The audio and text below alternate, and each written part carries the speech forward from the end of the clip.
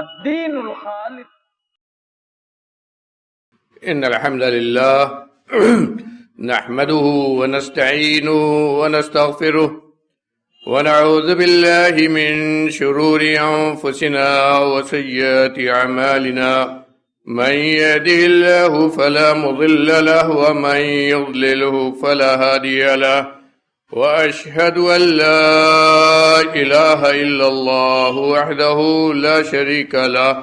وأشهد أن محمدا عبده ورسوله أرسله بالحق بشيرا ونذيرا بين يدي الساعة. من يطع الله ورسوله فقد رشد ومن يعصيهما فإنه لا يضر إلا نفسه ولا يضر الله شيئا.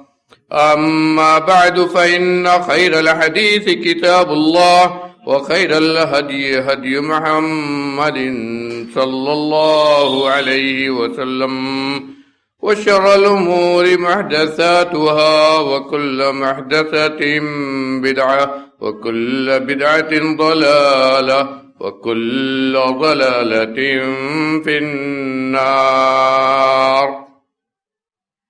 فأعوذ بالله السميع العليم من الشيطان الرجيم. بسم الله الرحمن الرحيم. يوم نقول لجهنم هل امتلأت وتقول هل من مزيد. وأزلفت الجنة للمتقين غير بعيد.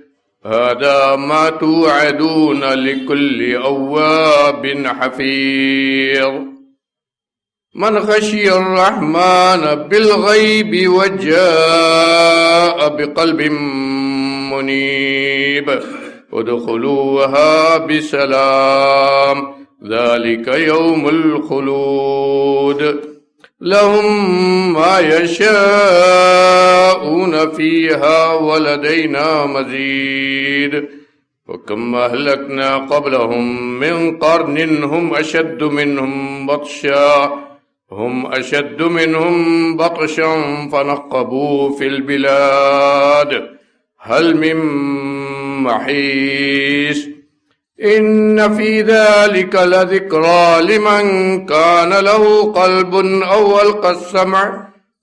ألقى السمع وهو شهيد. وقال النبي صلى الله عليه وسلم الإمام ضامن والمؤذن مؤتمن. اللهم ارشد الأئمة واغفر للمذنبين أو كما قال صلى الله عليه وسلم. معزز حاضرین، دینی بھائیوں، آج کے جمعہ کے خطبہ کے لیے ہم نے نبی کریم صلی اللہ علیہ وسلم کی بہت مختصر سی حدیث کا انتخاب کیا ہے. مختصر سی حدیث ہم نے آپ کے سامنے پڑھی ہے، لیکن یہ حدیث آپ کے جوامع الکلم میں سے مانی جاتی ہے. مختصر الفاظ لیکن بہت ساری باتیں ایک ساتھ کہہ دی گئی ہیں. یہ وہ باتیں ہیں جو نماز سے متعلق ہیں. تو نماز کے دو بڑے اہم مسئلوں کو ذکر کیا ہے آپ نے، اور نماز سے متعلق دو اہم منصب کی اہمیت، فضیلت کی طرف اشارہ کیا ہے، اور اس منصب کو ادا کرنے والوں کے لیے آپ نے دعا بھی کی ہے. یہ تو بہت ہی اہم منصب ہے جن سے ہماری پوری نماز لگی ہوئی ہے. آئیے حدیث کا سیدھا سا ترجمہ ہم کرتے ہیں. پہلے آپ نے فرمایا کہ الامام ضامن، نماز جو پڑھاتا ہے امام وہ نماز کا ذمہ دار ہے، اس کی ضمانت اس کے ذمہ ہے۔ والمؤذن مؤتمن، اور مؤذن جو اذان دیتا ہے اس کے ذمہ امانت داری ہے، اس نماز سے متعلق امانت داری ہے۔ اللہم ارشد الائمہ، اے اللہ نماز کی امامت کرنے والے ائمہ کو سیدھی راہ دکھا۔ واغفر للمذنبین للمؤذنین، اور جو اذان دینے والے ہیں مؤذن ان کی بخشش فرما دے۔ غور کیجئے، مختصر سے لفظ لیکن کتنی بڑی بڑی باتیں ہیں، اور علماء نے شرح حدیث نے اس سے کتنے مسائل مستنبط کیے ہیں۔ آئیے ذرا ہم غور کریں۔ حقیقت یہ ہے کہ نماز دوسرے اہل مذاہب کی طرح اسلام میں صرف ایک عبادت نہیں ہے، اس کی روح کو ہم نے نہیں سمجھا ہے۔ حقیقت یہ ہے کہ نماز اسلام کے، جہاں اسلام کے اہم ترین شعائر اور فرائض میں سے ہے، وہیں یہ نماز اس سرزمین پر اللہ کی کبریائی، بڑائی، اس کی عظمت، اس کی وحدانیت، اور ہماری طرف سے اللہ رب العالمین کے اکیلے وحدہ لا شریک معبود حقیقی ہونے کا اعلان ہے۔ جیسے ہی نماز کا اعلان ہوتا ہے، اذان سے لے لیجئے، اس کے بعد جتنی نماز کا طریقہ ہے، ہر موقع پر اللہ اکبر، ہر موقع پر اللہ اکبر، اس کے ساتھ اس میں گواہی الگ ہے کہ اللہ ہی ہمارا معبود برحق ہے۔ ایک طرف یہ اعلان ہے، دوسری طرف اسلام میں جو اجتماعیت کی تعلیم ہے وہ پوری کی پوری نماز کے اندر ہے۔ 5 وقتہ نماز کو جماعت کے ساتھ ادا کرنے کا حکم دیا گیا ہے، اور امام احمد حنبل کے ہاں یہ جماعت واجب ہے۔ اس میں اختلاف ہے ائمہ کے ہاں، اس میں ائمہ کے اختلاف ہے کہ جماعت کا حکم کیا ہے، واجب ہے کہ سنت ہے۔ جمہور علم یہ کہتے ہیں کہ سنت مؤکدہ ہے، اگر کبھی آدمی کی چھوٹ گئی جماعت تو اس کو گناہ نہیں ہوگا۔ لیکن امام احمد حنبل رحمۃ اللہ علیہ کے ہاں اور تمام علماء حنابلہ اس پر متفق ہیں کہ جماعت واجب ہے، نماز جماعت کے ساتھ پڑھنا ہے، واجب ہے، نماز کی صحت کے لیے شرط نہیں۔ یعنی اگر آدمی نے اکیلے نماز پڑھ لیا نماز ہو جائے گی، لیکن اگر قصداً اس نے جماعت چھوڑی ہے بلا عذر تو گناہگار ہوگا، جماعت کی حاضری کا گناہگار ہوگا، وہ نماز تو ہو جائے گی لیکن گناہگار ہوگا، اور کتنا گناہ ہوگا اس جماعت کی غیر حاضری کا یہ اللہ کا علم ہے۔ جس طرح نماز چھوڑنے کا گناہ بہت ہی عظیم ہے، ہو سکتا ہے اس جماعت کے چھوڑنے کا بھی وہ گناہ بہت بڑا ہو۔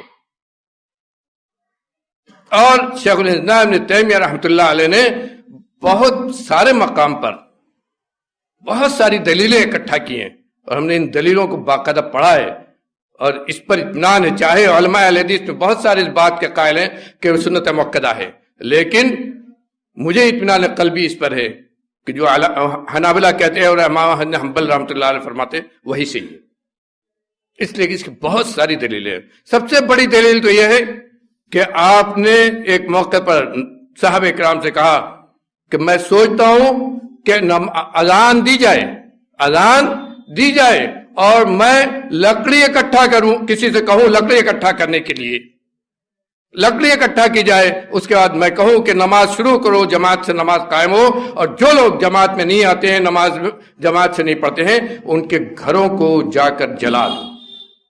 کیا؟ ان کے گھروں کو جا کر جلا دوں۔ تو نماز کا اہتمام نہیں کرتے، یا جماعت کے بارے میں کہا ہے کہ جو جماعت سے نہیں پڑھتے ہیں، مسجد میں آ کر بلا عذر جماعت میں شریک نہیں ہوتے ہیں، ان کے گھروں میں آگ لگا دوں۔ میں کہا کہ اتنی سخت تحدید کسی اور عبادت کے بارے میں نہیں ہے، یہ جماعت کا حکم ہے۔ بہرحال اس پر ابھی گفتگو نہیں کرنی. کہنا یہ ہے کہ نماز کو جماعت کے ساتھ، اجتماعیت کے ساتھ ادا کرنے کا حکم دیا گیا. اسلام فطری دین ہے. جب اجتماعیت کے ساتھ، اکٹھا جماعت کے ساتھ نماز پڑھنے کا حکم دیا گیا تو کیسے معلوم ہو انسان کو کہ نماز کا وقت ہو گیا ہے، مسجد میں آنا ہے اب اور جماعت کے ساتھ نماز پڑھنا ہے؟ اس کے لیے اللہ رب العالمین نے یہ اذان کا نظام قائم کیا. یہ اذان کا نظام قائم کیا. اذان کا شرعی معنی یہ ہے کہ لوگوں کو یہ بتلانا کہ نماز کا وقت ہو گیا ہے، اللہ کے بندو، اللہ والو سن لو، نماز کا وقت ہو رہا ہے، آؤ مسجد میں جماعت سے نماز ادا کرو. یہ اذان کا مفہوم ہے شریعت کے اندر. اور اسی لیے اس اذان کے کلمات میں ہے حی علی الصلاۃ، حی علی الفلاح. اور اللہ رب العالمین نے اذان کی کلمات نبی کریم صلی اللہ علیہ وسلم کو خود سکھائے. اور کیسے سکھائے؟ نماز کے سلسلے میں پچھلے جمعہ میں نے ذکر کیا تھا کہ اللہ رب العالمین نے حضرت جبریل امین کے ذریعے نبی کریم صلی اللہ علیہ وسلم کو پریکٹیکل عملی طور پر نماز کا وقت اور نماز کا طریقہ سکھلایا تھا. اسی طرح اذان کے بارے میں غور کیجئے، کیسے اذان مشروع ہوئی، اس حدیث پر بھی غور کر لیجئے. حضرت عبداللہ ابن زید بن عبد ربہ کی بہت مشہور حدیث ہے، بہت ہی جلیل القدر صحابی ہے. وہ کہتے ہیں کہ جب نبی کریم صلی اللہ علیہ وآلہ وسلم اور مسلمان مدینے میں آ کر آباد ہو گئے، مسجد نبی بن گئی، اور ہم لوگوں کے یہ حکم ہوا کہ جماعت کے ساتھ مسجد میں آ کر نماز پڑھا جائے گا، تو ہم لوگوں کے لیے سب سے بڑی پریشانی یہ تھی کہ کیسے معلوم ہو کہ یہ وقت ہو گیا ہے اور مسجد میں آ کر جماعت سے نماز پڑھیں. ہم لوگ آگے پیچھے ہو جاتے تھے، وقت خود ہی دیکھتے تھے اور سمجھتے تھے کہ نماز کا وقت ہو گیا ہے اور جماعت سے نماز پڑھنی ہے. اس پریشانی کو دیکھتے ہوئے نبی کریم صلی اللہ علیہ وسلم نے میٹنگ کی صحابہ کرام کی. غور کیجئے یہاں بھی ہم کو کیا نصیحت ملتی ہے.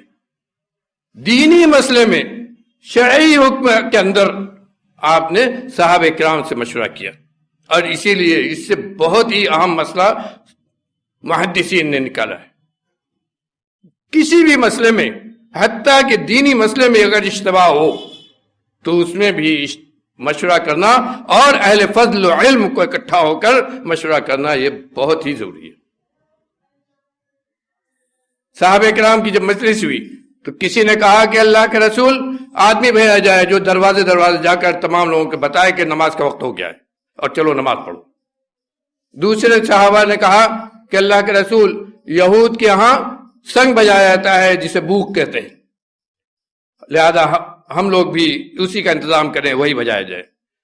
کسی دوسرے نے کہا کہ عیسائیوں کے ہاں ناقوس، لکڑی کی دو لکڑی، چھوٹی بڑی دو لکڑی ہوتی ہے جس کو لڑاتے ہیں، اس سے آواز ہوتی ہے. کہا کہ وہی بجائے، ہم بھی بجائیں. بہرحال مشورہ ہوا اور مجلس اٹھ گئی، کوئی چیز طے نہیں ہوئی. کہتے ہیں حضرت عبداللہ بن زید بن عبد ربہ رضی اللہ عنہ کہ اس کے بعد میں اپنے گھر گیا اور سو گیا.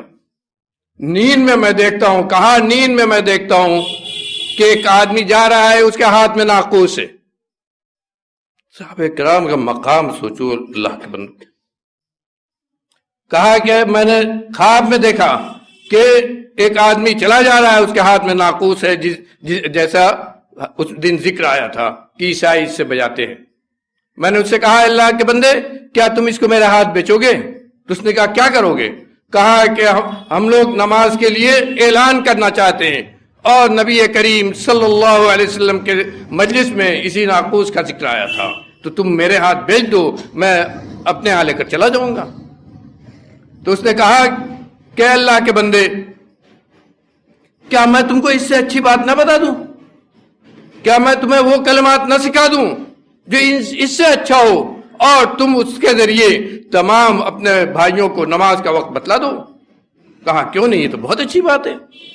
چنانچہ اس آدمی نے، جس کو خواب میں انہوں نے دیکھا تھا، اس نے نماز کے کلمات پورے اور پھر اقامت کے پورے کلمات ان کو سنائے، بتائے، ان کو یاد کرا دی. جو اذان ہم لوگ دیتے ہیں دوہری، اللہ اکبر اللہ اکبر اللہ اکبر اللہ اکبر، اس کو دوہرا کہا جاتا ہے.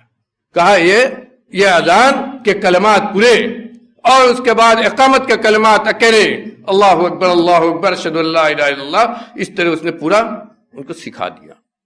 کہتے ہیں نیند کھلتے ہی عجیب کیفیت ہوئی کہ کیا دیکھا ہے، فوراً دوڑتے ہوئے نبی کریم صلی اللہ علیہ وسلم کی خدمت میں پہنچتے ہیں اور کہتے ہیں اللہ کے رسول میں نے ابھی خواب دیکھا ہے، بڑا عجیب خواب دیکھا ہے۔ بتایا پورا خواب اور اس کے بعد وہ کلمات بتلائے۔ تو آپ نے سننے کے بعد کہا انہا لرؤیا حق وسنہ، کیا کہا کہ یہ سچا خواب ہے اور یہی سنت ہے۔ کیسے آپ نے سمجھا؟ یہاں محدثین نے لکھا ہے کہ نبی کا خواب تو سچا ہوتا ہے، لیکن عام مسلمانوں کے خواب کو سچا نہیں کہا گیا ہے۔ تو کیسے آپ نے پہچان لیا کہ شرعی حکم، حقیقت میں وہ شرعی حکم ہے، شریعت اس سے نکلتی ہے، اذان دینا ہے، تو کیسے اس کو مان لیں کہ یہ خواب سچا ہے اور یہ کلمات صحیح ہیں؟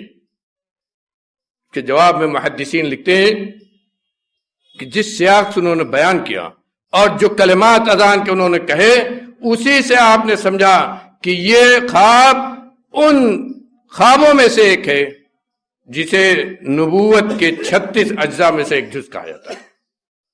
آپ نے صحیح حدیث ہے نبی کریم صلی اللہ علیہ وسلم کہ سچا خواب جو ایک مومن دیکھتا ہے وہ نبوت کے 36 اجزاء میں سے ایک جز ہوتا ہے، اس میں کہیں نہ کہیں شریعت کی کوئی بات ضرور ہوتی ہے۔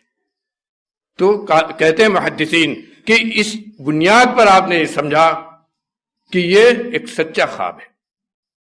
اور اس کے بعد حضرت عبداللہ بن زید فرماتے ہیں کہ میری آواز تھوڑی پست تھی تو حضرت بلال کو میرے ساتھ لگایا اور کہا کہ ان کو اذان اور اقامت کے کلمات یاد کرا دو، بتلا دو، یہ اذان دیں گے کیونکہ ان کی آواز تیز اندھا صوتن، کہا کہ دو لفظ ہے کہ ان کی آواز بلند ہے اور ان کی آواز اچھی ہے، ان کا لہجہ اچھا ہے۔ اسی سے محدثین نے یہ بھی نکالا ہے کہ ایسے مؤذن کو مقرر کرنا چاہیے جس کی ادائیگی، الفاظ کی ادائیگی صحیح ہو اور جس کی آواز اچھی ہو۔ غور کیجئے، ایک بار یہ مدینے کا معاملہ ہے، جب مکہ فتح ہوا، نبی کریم صلی اللہ علیہ وسلم طائف اور حنین سے فارغ ہو کر مکے میں آئے اور مکے میں اسلامی قوانین کا نفاذ کیا اور حرم مکی میں نماز کا اعلان کیا، تو وہاں کے لیے بھی ایک مؤذن مقرر کرنا تھا، وہاں کے لیے بھی ایک مؤذن مقرر کرنا تھا۔ صحابہ کرام بتلاتے ہیں کہ آپ نے 10 صحابہ کرام سے اذان دلوائی، ان میں حضرت ابو محذورہ رضی اللہ عنہ کی آواز سب سے اچھی تھی، سب سے بلند اور سب سے اچھی تھی اور سب سے صاف اذان انہوں نے دیا۔ ان کو بلا کر نبی کریم صلی اللہ علیہ وسلم نے خود اذان سکھائی۔ کہتے ہیں حضرت ابو محذورہ رضی اللہ عنہ علمنی رسول اللہ صلی اللہ علیہ وسلم التأذین، مجھ کو اذان کے کلمات خود نبی کریم صلی اللہ علیہ وسلم نے اپنے زبان مبارک سے سکھائی اور ان سے کہا کہ اذان دو، ان سے کہا کہ اذان دو۔ یہ اذان کوئی معمولی چیز نہیں، کوئی معمولی چیز نہیں ہے اور اس کا ثواب بھی کوئی معمولی نہیں ہے۔ حدیث میں نبی کریم صلی اللہ علیہ وسلم فرمایا کہ مؤذن کی گردن قیامت کے دن مؤذن کی گردن سب سے اونچی ہوگی۔ حضرت ابو سعید خدری رضی اللہ عنہ اپنے شاگرد سے کہتے ہیں کہ میں تم کو دیکھتا ہوں کہ تم شہر کے اندر رہنا کم پسند کرتے ہو، تم دیہات میں رہنا زیادہ پسند کرتے ہو، بکری چرانا زیادہ پسند کرتے ہو، تو جب تم اپنے دیہاتی ایریا میں رہو تو وہاں بھی بلند آواز سے اذان دیا کرو، تمہاری آواز بہت اچھی ہے۔ کیونکہ میں نے نبی کریم صلی اللہ علیہ وسلم کو فرماتے ہوئے سنا ہے کہ مؤذن کی اذان جہاں تک پہنچے گی، مدہ صوتی، کہاں جہاں تک مؤذن کی اذان پہنچے گی، اور جو اس کو سنے گا، لا يسمع جن ولا انس ولا شیء الا شہد له یوم القیامہ، جو آدمی بھی اس اذان کو سنے گا اس مؤذن کی آواز سے، چاہے وہ انسان ہو، جنات ہو یا اللہ کی کوئی اور مخلوق ہو، وہ سب کے سب قیامت کے دن اس کے لیے گواہی دیں گے، قیامت کے دن اس کے لیے گواہی دیں گے، اس لیے کہ اس اذان میں توحید کا اعلان ہے۔ پہلے شروع لفظ سے غور کیجئے، اس کے معنی کو دیکھیے، ایک ایک لفظ میں اللہ کی وحدانیت، اس کی کبریائی کا اعلان ہے، اور نبی کریم صلی اللہ علیہ وسلم کی رسالت اور نبوت کا اعتراف اعلان۔ اس کے بعد پھر اذان کے نماز کے لیے بلایا ہے،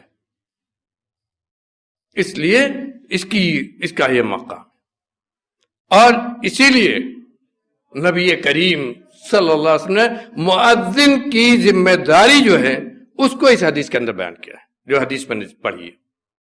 کیا ہے؟ المؤذن مؤتمن، مؤذن کے ذمے امانت ہے۔ کس چیز کی امانت ہے؟ نماز کے وقت کی امانت ہے۔ نماز کا وقت ہو گیا، اس کے لیے وہ اذان دے رہا ہے، اس کی ذمہ داری اس کے ذمہ ہے کہ وقت جب ہو جائے تو صحیح وقت سے وہ اذان دے، نہ وقت سے پہلے اور نہ وقت کے بعد۔ اور اسی لیے مؤذن کے بارے میں کیا دعا کی ہے؟ اغفر للمؤذنین، مؤذن کو بخش دے۔ شرح حدیث لکھتے ہیں، حدیث کی شرح لکھنے والے، کہ اس دعا کا مطلب کیا ہے؟ یعنی اگر مؤذن سے وقت کے سمجھنے میں کچھ غلطی ہو جائے، آگے پیچھے ہو جائے، کہیں کچھ بھول چک ہو جائے، تو اللہ مؤذن کو بخش دے۔ اس سے مؤذن کے مقام کی اہمیت سوچیے۔ نبی کی زبان سے اس کے بخشش کی دعا کوئی معمولی چیز نہیں ہے، یہ سب کے لیے ہے۔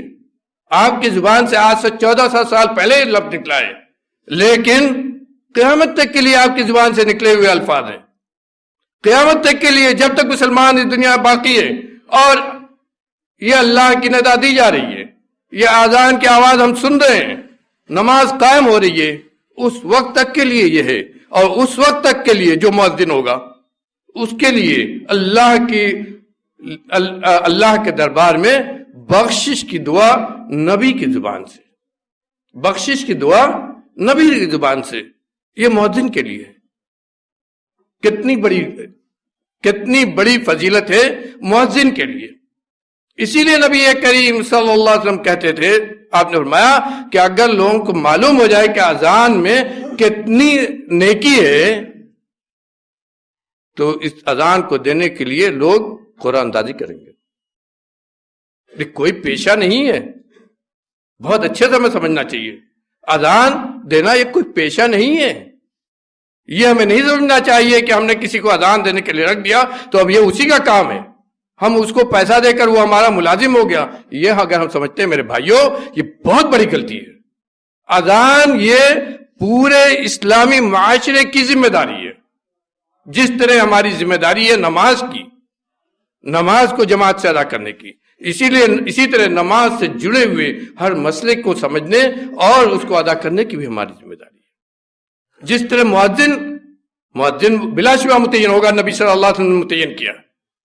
کیوں؟ اگر مؤذن متعین نہ ہو تو پھر اذان کے وقت کو پر اذان دینا یہ آسان نہ ہوگا، لیکن یہ ذمہ داری اور لوگوں کی بھی ہے، اور اس کا شوق ہونا چاہیے۔ ہم لوگ اپنے بچپن میں دیکھتے کہ ہمارے اکابرین، ہمارے جو بڑے بزرگ تھے، ان کے ہاں کتنا شوق ہوتا تھا، خود جا کر اذان دیتے تھے۔ اذان کو ایک معمولی پیشہ ہم لوگوں نے سمجھ رکھا ہے، اور حقیقت یہ ہے کہ مسلمان اسلام سے دوری کی وجہ سے، اسلامی تعلیمات سے دوری کی وجہ سے، عبادت کی حقیقت اور روح کو نہ سمجھنے کی وجہ سے ان چیزوں کو اٹھا کر کہیں اور پھینک دیا ہے، سمجھتا ہی نہیں ہے کہ یہ کوئی کام ہے۔ جس طرح یہ نہیں سمجھتا ہے کہ نماز پڑھنا کوئی کام ہے، اسی طرح یہ بھی نہیں سمجھتا ہے کہ یہ اذان دینا یہ بھی کوئی کام ہے، اس کو بھی نہیں سمجھتا ہے۔ یہ بہت بڑی ذمہ داری ہے، اور اسی لیے نبی کریم صلی اللہ علیہ وسلم نے اذان کے تعلق سے اتنی بڑی بات کہی ہے، دعا کی ہے مؤذنین کے لیے دعا کی ہے آپ نے۔ اور یہ اذان یہاں میرے بھائیوں، بات ختم کرنے سے پہلے یہ بھی بتا دوں کہ اذان ہم جس طرح حضر میں دیتے ہیں، اذان سفر میں بھی دی جا سکتی ہے. آدمی سفر میں اگر سفر میں ہو، مناسب جگہ ہو، چاہے وہ جماعت سے نماز نہ پڑھتا ہو، لیکن اگر اذان دینا چاہے دے سکتا ہے، اس میں کوئی حرج نہیں ہے. نبی کریم صلی اللہ علیہ وسلم کی ایک بڑی مشہور حدیث ہے، حضرت مالک بن حویرث رضی اللہ عنہ راوی ہے. یہ وہ صحابی ہیں جو اپنے بھائی کے ساتھ نبی کریم صلی اللہ علیہ وسلم کی خدمت میں آئے تھے اپنے قبیلے سے.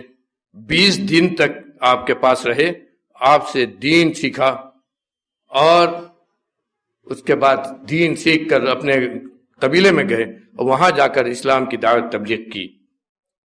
کہتے ہیں کہ جب ہم لوگ جانے لگے واپس 20 دن کے بعد، تو آپ نے فرمایا کہ تم دونوں جو سفر میں بھی رہو تو اذان فاذنا واقیما ولیؤمکما اکبرکما، تو کہا کہ تم اذان دو اور اقامت کہو، دونوں کہا. اسی سے علماء نے استدلال کیا ہے کہ سفر میں بھی اذان دے سکتے ہیں اور اقامت تو کہنی ہی ہے. ہر نماز سے پہلے، سفر میں بھی نماز پڑھنے سے پہلے اگر آپ اکیلے بھی پڑھ لیں تو اقامت کہہ کر نماز پڑھیں گے. اور اگر ایسی جگہ ہے کہ آپ اذان دے سکتے ہیں تو اذان بھی دینا چاہیے، وہ بھی مشروع ہے. اس لیے کہ آپ نے فرمایا کہ اذان دو. یہاں ایک اور مسئلہ ہے جس کو محدثین نے اس سے نکالا ہے. یہاں تثنیہ کا صیغہ استعمال کیا، اذنا، تم دونوں اذان دو. تو دونوں اذان نہیں دیں گے، اذان کوئی ایک دے گا، جب بھی دے گا کوئی ایک دے گا. اسی لیے اس کا معنی کیا ہے کہ تم میں سے جو چاہے وہ اذان دے اور دوسرا اذان کا جواب دے. دوسرا جو ہے اذنا کا مطلب یہ لکھا ہے کہ ایک اذان دے اور دوسرا اذان کا جواب دے، اس لیے کہ اذان کا جواب دینا یہ بھی سنت نبوی ہے، بلکہ آپ نے اس کا حکم دیا ہے. آپ نے فرمایا کہ جب تم اذان کی آواز سنو تو جیسے مؤذن کہہ رہا ہے فقولوا کما یقول المؤذن، جیسے مؤذن کہہ رہا ہے ایسے ہی تم بھی کہو. یہ اذان کا جواب ہے. کہا ایسے ہی کہو جیسے مؤذن کہہ رہا ہے، اسے اذان کا جواب کہتے ہیں. اور اس میں کیا فرق ہے؟ صرف حی علی الصلاۃ، دوسری حدیث میں، مسلم کی حدیث ہے، اس میں ہے کہ حی علی الصلاۃ اور حی علی الفلاح پر لا حول ولا قوت الا باللہ کہو. اور فجر کی اذان میں، جب فجر کی اذان میں الصلاۃ خیر من النوم جو کہا جاتا ہے، تو کچھ لوگوں نے یہ کہا ہے کہ ہاں صدقتا و بررتا کہا جائے، لیکن صحیح حدیث سے نہیں ہے، اور بہت سارے لوگ اس کا اہتمام کرتے ہیں. اسی لیے میں بتانا چاہتا ہوں کہ صدقتا و بررتا، اس پر جو لوگ کہتے ہیں وہ یہ جان لیں کہ یہ حدیث صحیح نہیں ہے. اس میں بھی یہی لفظ کہنا ہے.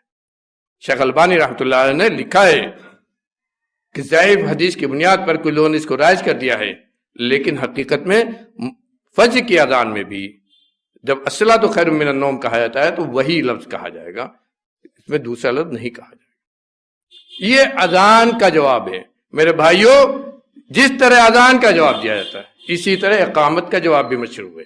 اقیمہ کہا ہے، دونوں اقامت کہے تو اقامت دونوں نہیں کہیں گے، کوئی ایک کہے گا اور دوسرا اقامت کا جواب دے گا. دوسرا اقامت کا جواب دے گا. اسی لفظ سے استدلال کیا گیا ہے کہ ایک اقامت کہے گا اور دوسرا اس کا جواب دے گا. اور اقامت کے جواب میں جو لفظ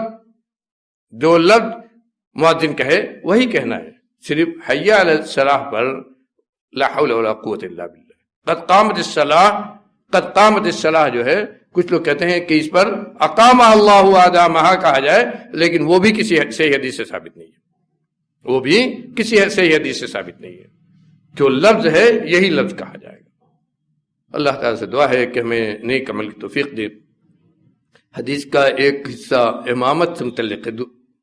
پہلا والا حصہ الامام ضامن، انشاءاللہ موقع رہا کبھی تو اس سلسلے میں بھی گفتگو کی جائے گی. اس لیے کہ نماز میں امامت کا جو نظام ہے اسلام میں وہ بہت ہی اہم ہے، بہت زیادہ اہم ہے، اور اس میں ہمارے ہاں اتنے ہی زیادہ لاپرواہی ہے. انشاءاللہ کبھی موقع رہا تو اس سلسلے میں بھی ہم کچھ گفتگو کریں گے. اللہ تعالیٰ سے دعا ہے کہ ہم کو نیک عمل کی توفیق دے، ہماری عبادتوں کو قبول فرما لے. رب العالمین ہماری عبادتوں کو قبول فرما لے، ہم کو نیک عمل کی توفیق عطا فرما. ہماری نمازوں کو قبول فرما، ہمارے صدقہ و خیرات کو قبول فرما۔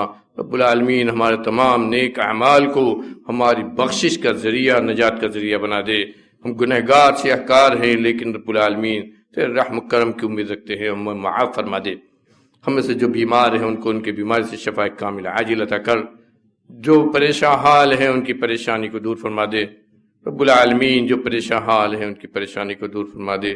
رب العالمین جو بے روزگار ہیں ان کو روزگار سے کر دے، اور جو روزگار سے ہیں رب العالمین ان کے روزگار میں برکت عطا فرما، حلال رزق عطا فرما، ہر قسم کے فتنے سے محفوظ کر دے، ہر قسم کے فتنے سے محفوظ کر دے۔ دین کو سمجھنے، دین پر صحیح طور پر عمل کرنے کی توفیق عطا فرما دے۔